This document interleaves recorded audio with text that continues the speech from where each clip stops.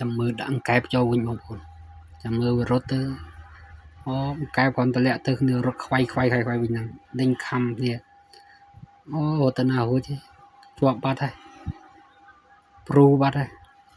មកលាវបាត់ហើយប៉ុណ្ណាអូ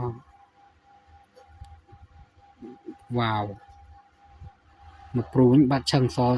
ឆ្អឹងទៅខ្សែឆ្អឹងសទៀតអូដេញខំយកវ៉ាវត្រីសាហាវមែនបងប្អូននេះបើសិនជាមាននៅស្រុកខ្មែរនៅក្នុងទន្លេអីវាបោវងច្រើនទៅអាចនឹងគ្រោះថ្នាក់ដល់មនុស្សទៀតមិនធំតែរុក្ខជាតិក្នុងទឹកទេបើវាស៊ីយ៉ាងនេះមនុស្សក៏វាមិនទុកទេខំយកឥឡូវទម្លាក់ត្រីនៀកចូលវិញវាខំវាហ៊ានខំវាមួយត្រីនៀក